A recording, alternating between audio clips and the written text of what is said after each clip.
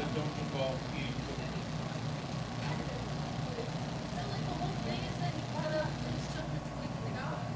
One person.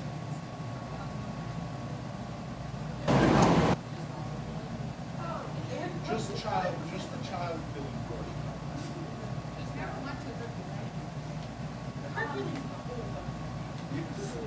12 labels. Some of them are like 13's.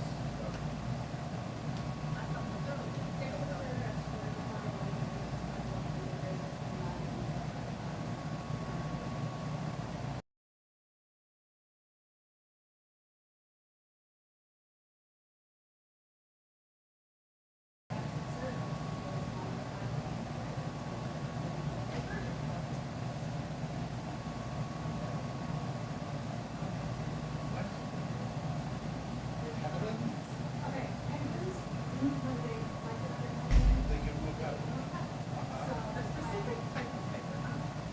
Sure. I think it's that for is it not? It's not. It's the big ones. No, it's not. It's the one of the things. You tell me. I don't keep it good hair. Because they use these penguins are robots. Don't keep the good hair. Yeah. It's like none of you watch that. It's not even 20 years. Okay, but I remember One with the good hair. How is that different? Different? Kelly is like when you're eating or something in the store, oh God, it's great for this person. And we just do. And it's not just one time, it's when you think this is how your mind is. It's supposed to yes, it is.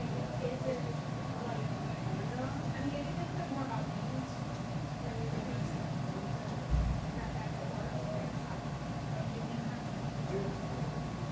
So what?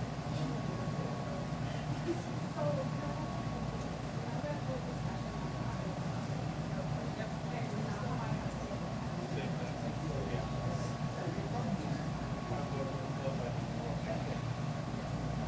All things. So I'm thinking of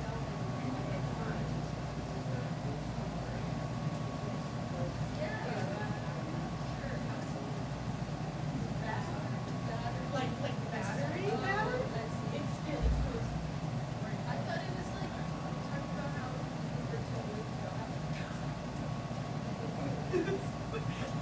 how do you work this? No, because like some of the language translates to being oiled. Well, yeah. So you know what the money is? Yes, and I thought that's what it was referring to. Oily dog. Yes, what? Yes. His name is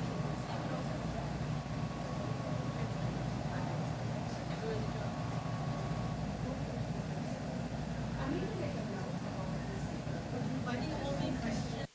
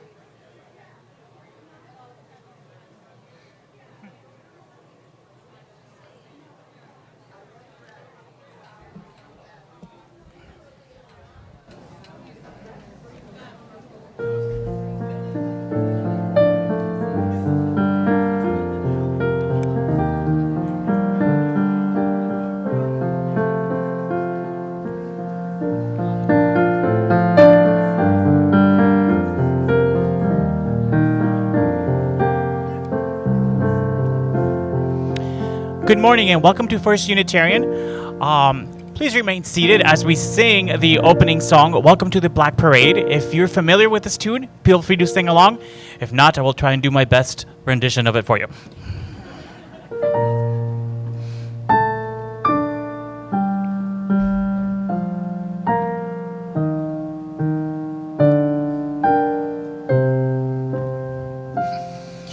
When I was a young boy, my father took me into the city to see a marching band. He said, son, when you grow up, would you be the savior for the broken, the beaten, and the damned? He said, will you defeat them, your demons, and all the non-believers, the plans that they have made? Because one day I'll leave you, a phantom, to lead you in the summer, to join the Black Parade.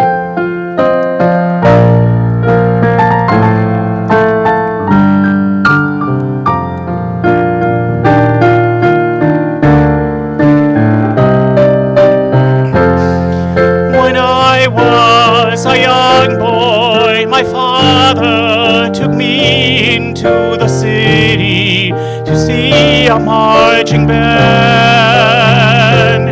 He said, son, when you grow up, would you be a savior for the broken, the beaten, and the damned? So here's when it's gonna be a little different because I do not have the rock chops to do the original. So we're gonna keep going in a more ballad style. 1, 2, 3. Sometimes I get the feeling she's watching over me, and other times I feel like I should go. When through it all, the rise and fall of the bodies in the street, and when you're gone, we want you all to know we'll carry on, we'll carry on. And though you're dead and gone, believe me, your memory will carry on, will carry on. And in my heart I can't contain it, the anthem won't explain it. A world that sends you reeling from decimated dreams. Your misery and hate will kill us all. So paint it black and take it back, and let's shout it loud and clear. Defiant to the end, we'll hear the call to carry on. We'll carry on. And though you're dead and gone, believe me, your memory will carry on. We'll carry on. And though we're broken and defeated, your weary widow marches on and on. We carry through our fears, disappointed faces of our peers.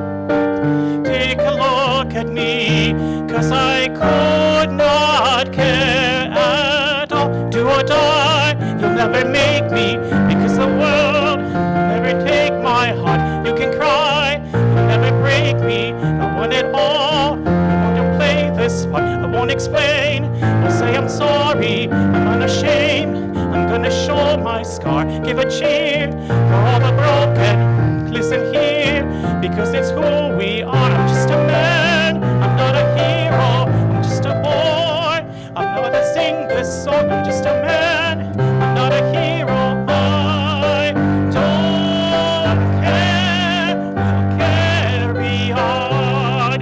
We'll carry on.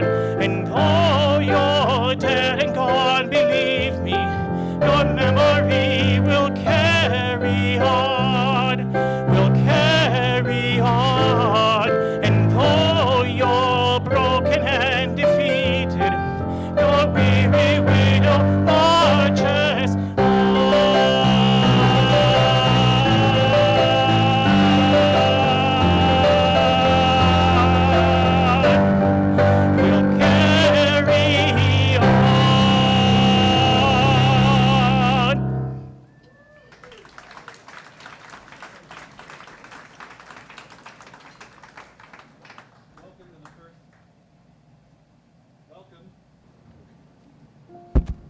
Welcome to the First Unitarian Church of Rochester, and welcome to our worship service led by the 20's and 30's group. Absolutely. Our mission here at First Unitarian is that through spiritual connection and community, we listen deeply to others and ourselves, we open to wonder and transformation, and we serve together with love and humility. I'm Reverend AJ, I use he, him pronouns, and I am the one minister who is currently serving because I'm the assistant minister and we're in a transition. But the great news is we can announce who our interim lead minister will be starting August 1st.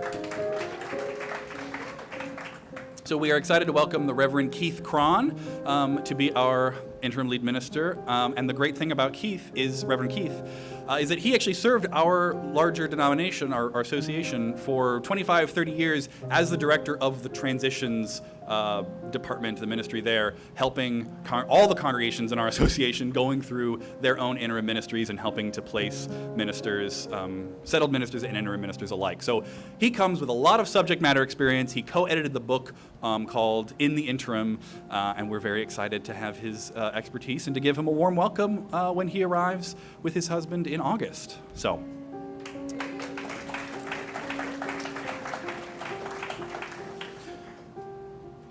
That's the big announcement. If you are new or new-ish here, we offer you a special welcome, and please be sure to stop by the welcome desk that is downstairs in our lobby and get connected and get signed up for our newsletter and get connected to all the things that are going on with us today and this week and this month and this year. And you're invited to join us for the Inquirer series after the service. That's part of what we do on Connections every Sunday after the service. The Inquirer series is the best place for new people to learn about Unitarian Universalism and to learn about our church, but anyone who is interested in the topic for the day is welcome to come join it. If you are here today because you are going through a hard time, or you're worried about somebody else who is, or the weight of the world weighs heavy on your shoulders, please reach out. We have a lay pastoral care team that's available to meet with people. We have a pastoral care associate, Mary, wearing a beige and rainbow stole, and she's there in the back of our sanctuary right now. You can connect with her during the service if you need to, if something comes up for you, or afterwards or throughout the week. You can email caring@rochesterunitarian.org to get connected with a member of our pastoral care team. I now invite you to settle yourself in what way prepares you best for worship. You might plant your feet on the ground or take a gentle, steady breath. We acknowledge with respect the Seneca Nation, keepers of the Western Door, and part of the Haudenosaunee people on whose ancestral and contemporary lands First Unitarian now stands. And we invite Everest forward to light our chalice, and he's going to need your help to share in the unison words to light our chalice. Life is a gift for which we are grateful. We gather in community to celebrate the glories and the mysteries of this great gift. And as you remain seated, let's join in singing, Where Do We Come From?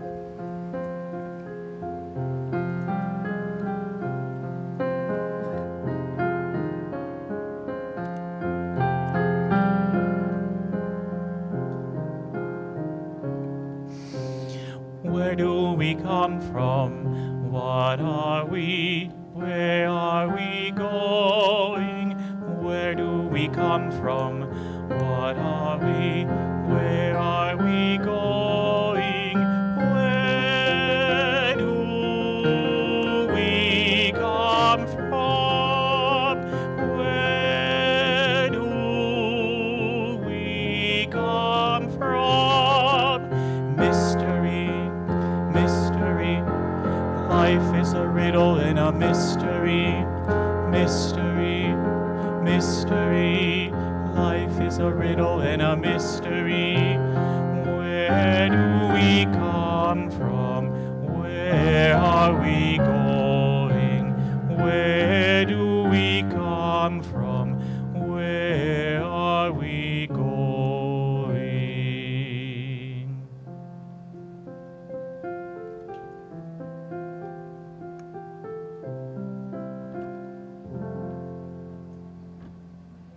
Oh, My name is Noelle. I use she, her pronouns. And when I was younger, I wanted to be a writer. Not because I thought I had any unique words that needed to be said, but because I thought all writers lived in cabins deep in the woods, wore knit sweaters, and wrote on old, clacky typewriters. I don't know where I got this idea of what a writer was, but in my mind, it was the only way I could live that type of lifestyle. And so, as I grew older, I went to creative writing camps, I had my mom teach me how to edit pieces, and I read everything I could get my hands on. But it wasn't until I was actually applying for colleges that I stopped to consider and say, what do I want to do with my life? You know, writing had become something that was comfortable, something that was familiar to me, but was it what I actually wanted to do? And sitting there, writing my first college application, which was already scary enough, I found myself thinking back to that childhood vision, the idea of living in a cabin in the woods, wearing comfy clothing and writing just for myself. And that childhood wonder had lingered, even as reality had proved to be so different. It had continued to influence my decisions even years later. And so, it wasn't until I took that moment of introspection that I realized I don't need a liberal arts degree to wear comfortable clothing or live in the woods. And isn't that why we come to church? Here we gain a deeper understanding of our communities and ourselves, and through that deeper connection, we are able to recognize our dreams and guide our hopes into reality. I would like to invite you now to turn towards someone maybe you don't know and share a childhood dream of your own.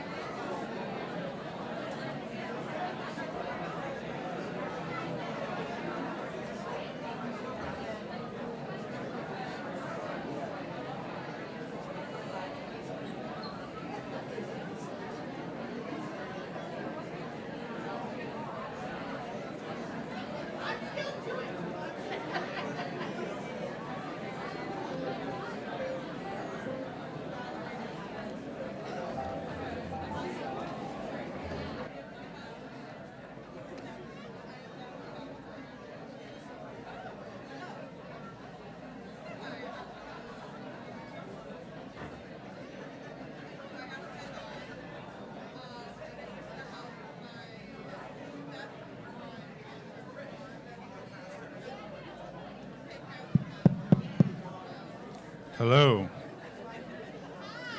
I hope you all got to know each other a lot better. I know I did. I'd like to invite, I can never tell if I'm being too loud in this thing. I'd like to invite all of the children in the front rows to stay in their seats, and any of the children further back to come towards the carpet and sit on the carpet for the time for all ages. Coming up, I know I'm a large bearded man, but I promise I'm not all that scary up close. And I've got a real humdinger of a story for you all today. Come on, have a seat. I'm tall and large and imposing and very scary. Boo. Howdy. All right, so I want to tell you all a story about my favorite character from all of fiction. And as I tell the story, you might figure out who it is. And periodically, I'm going to check in and see if anybody has figured it out. But just don't shout it out until the very end when we're ready to reveal to everybody else who doesn't know quite as well, okay? Can we all do that? Sound good? Okay. So like all of the best stories, this story starts a long time ago on a faraway planet. called Krypton. And those of you in the audience who have already figured it out, keep it secret. We're getting there. Krypton orbited a red sun, and there was a civilization, a great civilization that lived on Krypton. They built big cities, they had advanced technology, they had flying cars, and they accomplished impressive feats. And they made sure that nobody went hungry and everybody had a warm place to call home. And on that planet lived two scientists named Jor-El and Lara. And these two scientists, they were astronomers. They studied the stars. They looked into space. And they were looking at Krypton's star, and they discovered that it was dying. And that very soon, that this star would expand, and it would consume their planet and their civilization and everybody and everything that they knew. And of course, learning about the impending doom of their civilization, they were afraid. But they had an idea. They could build a rocket ship that was big enough for one person to take all of their knowledge and go to another planet. And they decided to take their son and put him in that rocket ship and send him off into space. And they believed that he would serve as the last hope for their civilization, a way that their ideas and their culture could live on in the future. And they placed their son, their last hope, in this rocket ship. And they placed a library of all of their knowledge. And just in the moments before their son expanded and consumed their planet, they sent him off into deep space, into the stars, the last hope of Krypton. Years passed as this ship traveled through space, and eventually it crash landed here on Earth. One of you at least has figured out who this is. Show of hands, anybody else know who we're talking about here? Cool. Let's keep going. So it crash lands here on Earth in a little town in Kansas called Smallville. And driving alongside the field that it crashes into, I promise I won't set anything on fire today, unlike the guy we're talking about. Alongside this field, I'm being betrayed.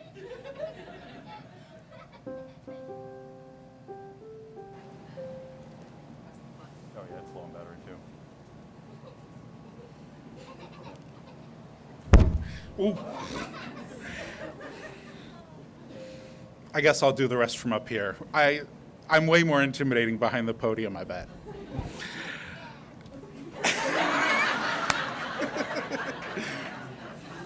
Alongside this field was a pair of elderly farmers, the Kents. And they had been trying to have a baby for a long time, but they weren't successful. They weren't able to have a child. And they were just about out of hope until a massive rocket came falling out of the sky and crashed next to them in a field. And inside that rocket, these Kents, they found a baby. And they had found the solution to the problem, I guess. Listen, your own kid is as good as one that comes from space, right? And so they decided to adopt the baby, and they decided to name him Clark Kent. I think some more people just figured out who we're talking about, am I right? It wasn't long before they discovered that this was no ordinary baby. He was incredibly strong, he was immune to physical harm, he was super fast, and he could set things on fire, not by knocking them over while giving a speech, but by looking at them. And as he grew into a child and then a teenager, he learned to control these fantastical powers, but like many teenagers, he wasn't always responsible with them. He would use them to show off in school. He would use them to show off in school and impress other people. But his parents told him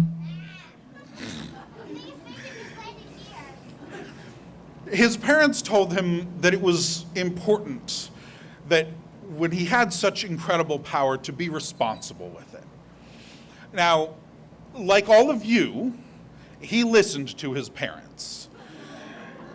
Because it's important to listen to your parents, right? Raise your hand if you think it's important to listen to your parents. A lot of hands out there. Not as many hands as I would hope for up here. Parents, take note. Sorry to rat on you, kids. Eventually, Clark turned 18 and he started to explore the world. And everywhere he would go, he was followed by stories that this mystical, faster than sight force was saving people from imminent danger.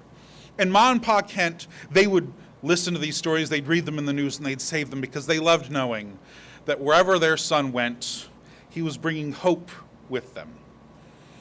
Eventually, Clark grew into a grown man and decided to settle down into the city of Metropolis. And as he settled, he realized he was going to keep helping people because it was the right thing to do. But now, since he was in one place, he would need to do it publicly. So he asked his mother to sew him a costume. And she used the blanket that he had come wrapped in as inspiration for that costume, a symbol from his home planet, a symbol of his family, and a symbol to his people, to the Kryptonians, meant hope. And on the chest, she sewed that symbol. And to us, that symbol looks like an S. Everybody knows the symbol I'm talking about, right? Well, anybody who's still questioning, I'm going to give you a real big hint. To the people of Krypton, this symbol meant hope. It winds, it comes and goes like a river. And wherever he would go, Clark would carry that symbol and be known as, say it with me now, Superman.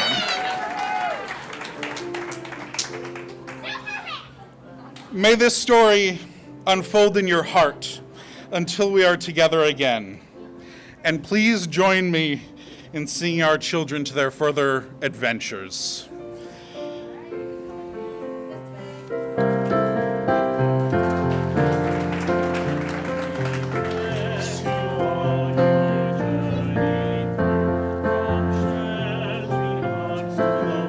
Sky blue in your joyful jumps and your sad times too.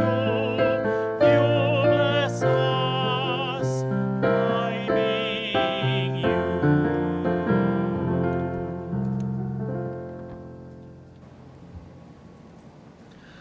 My name is Rain. I use Fae and Fair pronouns, and I would like to invite you into the spirit of meditation and prayer. Today's meditation was written by one of our young adult leaders, Everest Foley, sorry. And I will read it and then we will follow it with a moment of silence. Rarely is hope concrete. Rather, it is the amorphous shape of potential tomorrows. Much like a premonition, hope is a glimpse that could be should we act. With every outstretched hand and grit of teeth, with every step forward, despite fear and doubt, our premonitions slowly turn from what could be into what will be. Together we invest in these tomorrows. We tend the fire to burn away the temptations of despair in the evening. In the days, we take turns lighting the path for those to come after. Together, we use that fire to embolden the brave, assuring that every step forward holds potential. Together, we use it to remind the humble that their minds are never the limit, should they know when to lean on others. With time and patience, this flame grows between us, fueled by the grit and our commitment to the path forward. Hope begins to burn resolute. It no longer wavers in wind or flickers in rain. Instead, it spreads. Soon, hope is found in dandelions bursting through the sidewalk in every sunrise and set. Hope is found in every ache that eventually heals into something stronger. New things form. We shift from shared labor into shared promises, into assurances that what we are is not what will always be. But hope continues to ask from us, as it always has, to do the work that must be done, regardless of reward or assurance. Hope asks that you move, regardless of any guarantee. That we work together towards something better, knowing that even should we fail, we will be further than we started.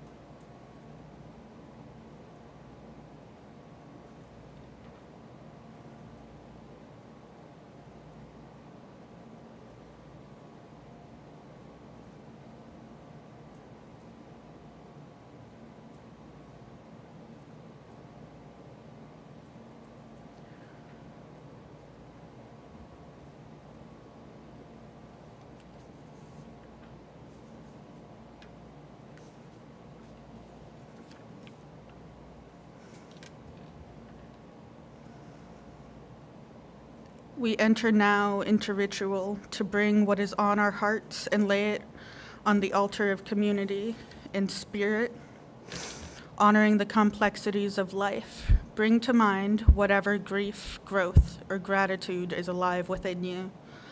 Online, you're invited to share in the chat, and here in the sanctuary, you are invited forward to pick up a stone, perhaps hold it in your hand for a moment, and then place it in the bowls of water. If you would like an usher to bring a stone to you, please raise your hand. May we now share in this ritual of community care and witness to one another's hearts.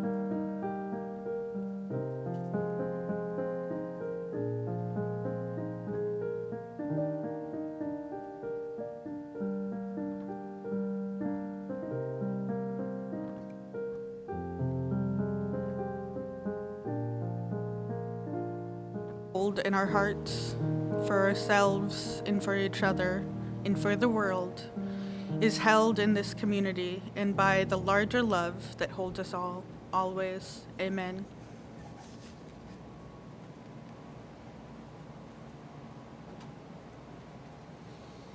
Please join in singing our musical meditation today, Keep on Moving Forward by Pat Humphreys.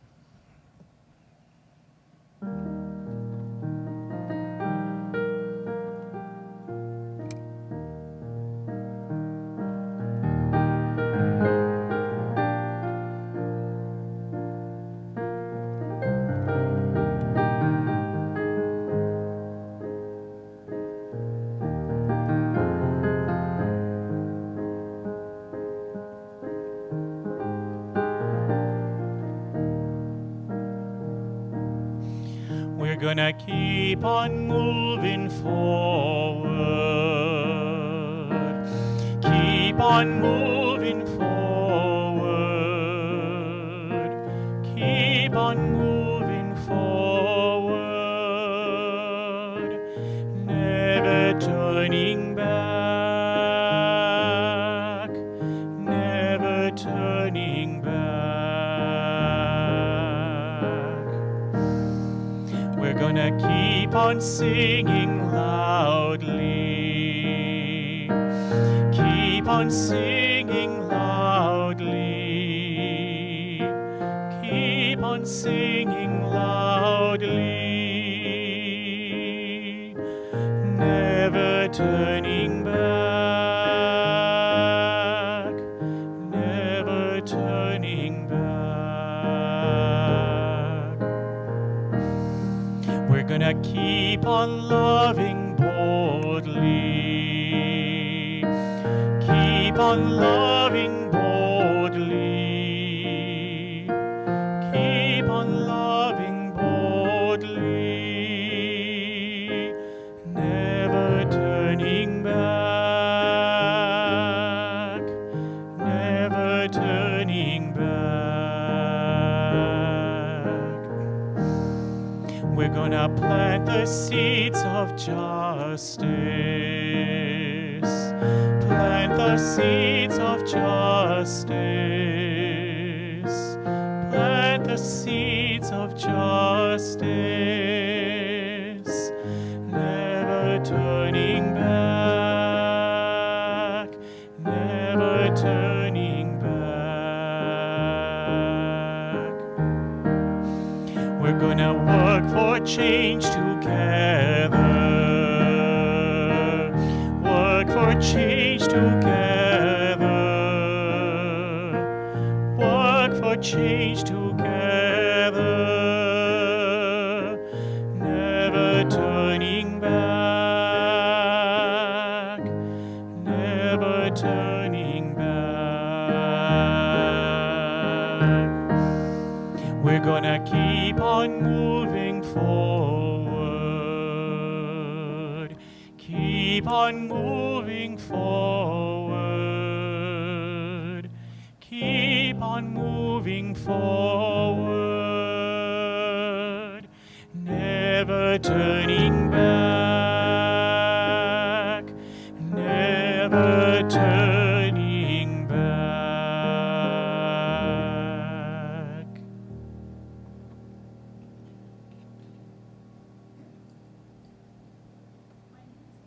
And I use all pronouns.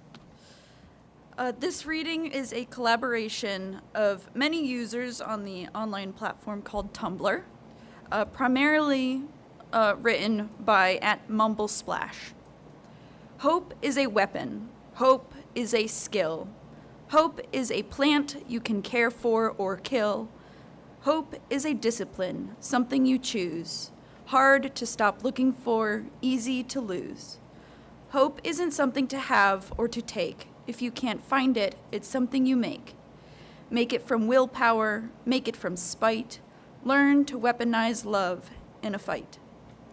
Hope is a shield and a thing to defend, end in itself and a means to an end. At the 20s and 30s discussion on our current theme of hope, I found myself thinking about hope, or lack thereof, is often married to our perceived ability to affect the world.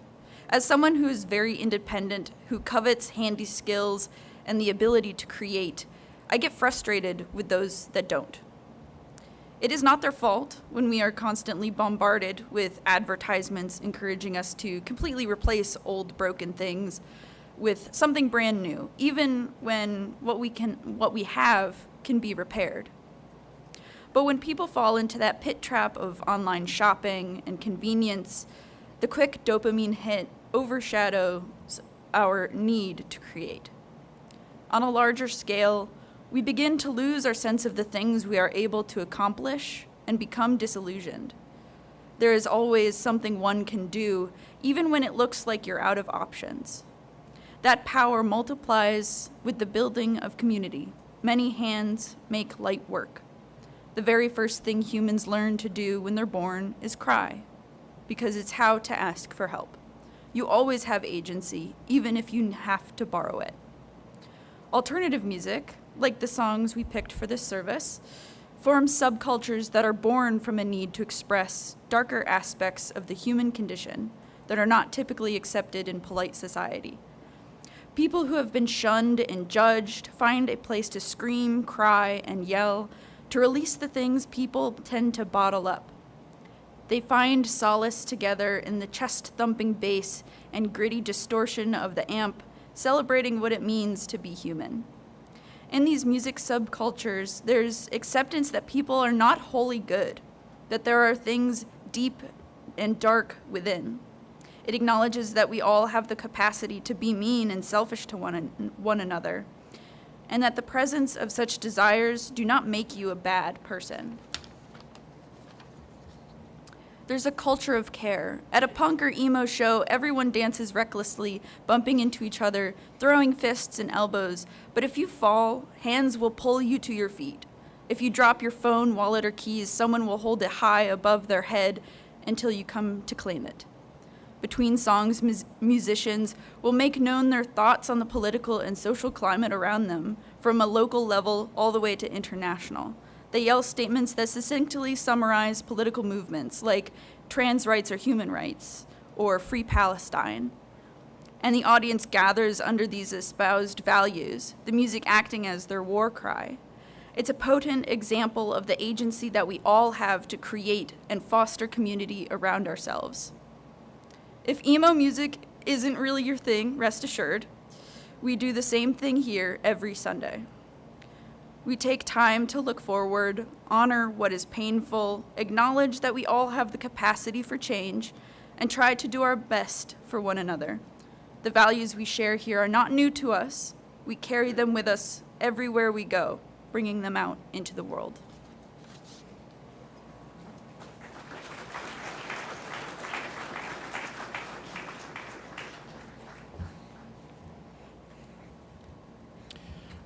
All that our church is and all that our church does is made possible by the time, talent, and treasure that we give to our shared mission.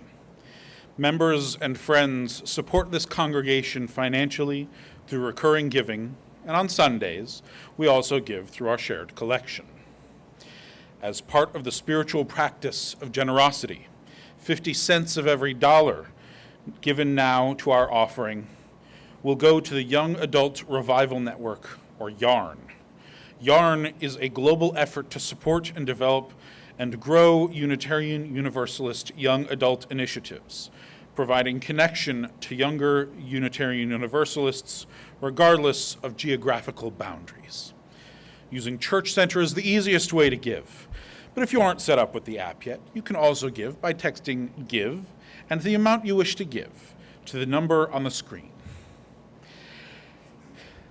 Or in the offering baskets that we will now pass around. In the spirit of abundance and generosity, the offering will now be given and humbly accepted. Thank you.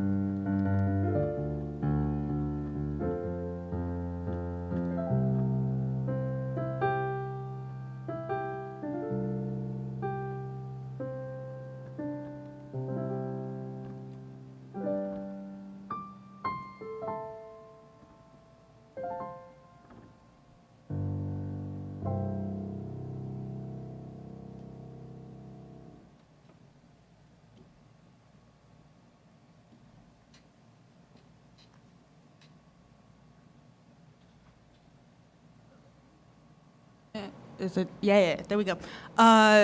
This reading is titled, Hope is Not a Bird, Emily, It's a Sewer Rat, by Caitlin Seda. Hope is not the thing with feathers that comes home to roost when you need it most. Hope is an ugly thing with teeth and claws and patchy fur that's seen some shit. It's what thrives in the discards and survives on the ugliest parts of our world, able to find a way to go on when nothing else can even find a way in. It's the gritty, nasty little carrier of such diseases as optimism, persistence, perseverance, and joy, transmittable as it drags its tail across your path and bites you in the ass. Hope is not some delicate, beautiful bird, Emily. It's a lowly little sewer rat that snorts pesticides like they were lines of coke and still shows up to work the next day no worse for wear. What's poppin', my fellow emos? We're going to be talking about hope, but don't panic. This isn't a disco. Okay, that's enough references from my high school days. But I've heard from poets and theologians and anthropologists that hope is something beautiful and in our nature that keeps us going, which is true, but I think there's more to it. See, the people in my life that give me the most hope don't believe in it, or if they do, they see it as a dangerous illusion. And how do I blame them when I remember 2023 just as well as they do? My closest friends from high school and I had this game we played every year, starting in 2017, I think. My friend Adrian would make a bingo board of things he thought would happen, usually weird and or horrible things, and we would update the group chat whenever we saw we got a spot, you know? In the only year we ever got bingo was 2023, and the reward was to never play it again. And I have been open that was the year that my dad died, but there's quite a lot more that happened. There were deaths of significant others, parents leaving, life-changing diagnoses, loss of employment, the bulldozing of the places we grew up, abortion, and so much more. The year left us devastated at the finish line. And yet, there's more. There always seems to be more. Every time I'm backed against the wall and everything seems over and done with, I see them, my friends, building lives we only dreamed about, fighting families, fighting systems, fighting the voices in their heads, and I have never seen such bloodied and bruised hands hold life so tenderly. And how do they not see it? So I asked a bunch of people, more than just my friends, the people who, in my day-to-day life, filled my cup up the most. What is hope? And after coaxing more than a few of them to not give me the dictionary definition, they shared some bleak outlooks. Hope is an obnoxious gray area. Hope is delusional. Hope is for people younger than me. Hope is a sunrise. No matter what, the sun still comes up until it explodes. And you might be wondering why I chose to ask these people specifically with these outlooks. These are the people who throughout my day-to-day life have sat with me in the darkness. They've listened to all my dreams, all my griefs, all the tragedies I've grown from. These are the people who inspire me every day and often sit through my long ramblings, and they believe in me more than I ever believed in myself. These are the people who make sure I have hope no matter what. So hearing them say all of this made me stop and think, oh my God, how did I steal all of your hope and squirrel it away for myself? But it's not exactly a finite resource, is it? We as humans tend to equate hope to something soft and pretty and altruistic and goodness, but there's a reason hope is a sewer rat is a rather famous line. Personally though, I still think that's too pretty a metaphor. So hope is the monster under your bed that goes bump in the night. It has claws and teeth, and it's far too shape-shifty to feel safe. Hope is terrifying, especially when life has been incredibly cruel and unfair to you. I know that firsthand. I wasn't really allowed to listen to the music I did when I was in school. My dad saw these weird men in leather and heard screaming and said, No. But the music that I listened to when I was 13 wasn't just me trying to fit in. It gave me hope. You know, when I was homeless and when I couldn't stop the terrifying reality that I'm gay and all of the battles that I carried against the God of my father's religion. When life was going 80 in a 30, I turned my music way up and I listened to words like, "Who we are isn't how we live. We are more than our bodies. If I fall, I will rise back up and relive my glory." A reminder that life ebbs and flows, and even at rock bottom, I can come back. I can be everything I was and more. Nothing is forever, and that's why it's worth it to keep going. So, when 2023 almost killed me and the people I love, I turned the music back on, and I made the volume so loud I couldn't hear anything else, and I fought for the life I wanted through the change that was promised to me. And these hands are bruised, but look at the life they made. So to answer my own question of what is hope? Hope, to me, is the promise of change, that nothing will ever be exactly the same. And isn't that beautiful? We can fall, we can get back up, and we can change everything.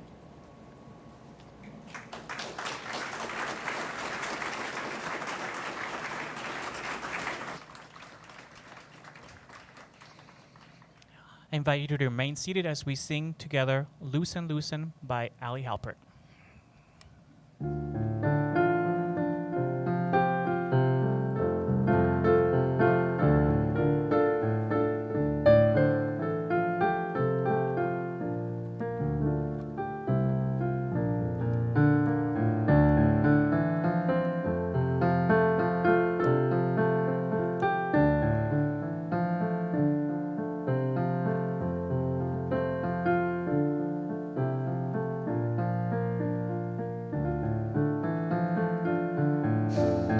Loosen, loosen, baby, you don't have to carry the weight of the world in your muscles and bones. Let go, let go, let go. Holy breath and holy name, will you ease this pain? Holy breath. Holy breath and holy name, will you ease this pain? Loosen, loosen, loosen, baby, you don't have to carry the weight of the world in your muscles and bones. Let go, let go, let go. Loosen again. Loosen, loosen, baby. You don't have to carry the weight of the world in your muscles and bones. Let go, let go, let go. Holy, holy breath and holy name. Will you ease this pain? Holy breath. Holy breath and holy name, will you ease this pain?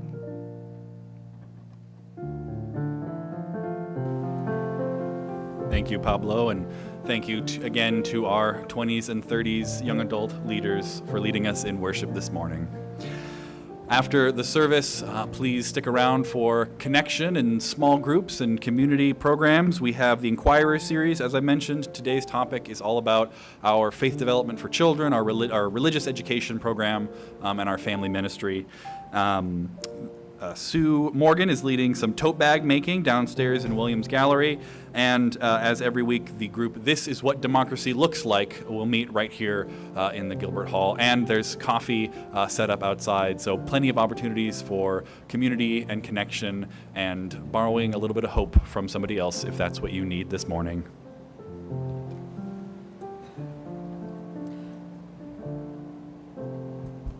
Please join me in our unison words as Everest extinguishes our chalice.